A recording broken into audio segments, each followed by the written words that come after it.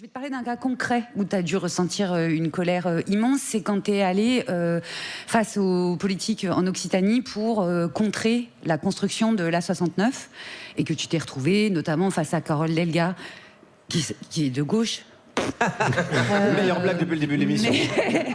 Mais d'autres responsables politiques d'Occitanie, quand tu es sorti de cette réunion où en gros tu as exposé tous les arguments, on t'a regardé plus ou moins poliment, on t'a écouté de même, mais on t'a dit oui, non. Là, ça t'a fait, j'imagine, une colère assez grande. Ça se traduit comment? Là, c'était pas vraiment de la colère, c'était un peu de la sidération. Et c'était un petit peu aussi du désarroi. Et là, j'avoue que j'ai eu vraiment un moment de down, quoi, un moment dur où j'ai pris mon vélo. Je suis rentré chez moi.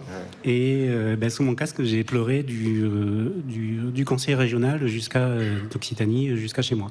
Parce qu'on était vraiment en face d'un mur, ce que moi j'ai appelé la bifurcation impossible, quoi, c'est-à-dire l'impossibilité de réaliser que le changement climatique c'est maintenant, quoi.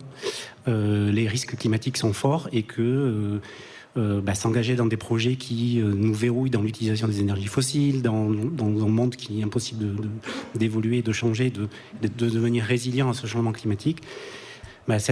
D'être confronté à cette impossibilité-là, alors qu'on était une délégation de scientifiques de différentes disciplines, qu'on allait discuter avec ces politiques pour essayer de voir comment, en appui à la décision, en aide à la décision, comment on pouvait sortir de ce bourbier-là, quoi. Ouais. Ben non, en fait... Mais ils s'en foutent ou comment ils réagissent quand ils sont face à toi, par exemple, comme Carole Delga est face à toi? Est-ce qu'elle dit oui, passe à autre chose, ou comment ça se passe? Je pense qu'on est. Elle écoute poliment, elle prend des notes. On est dans le déni de vulnérabilité.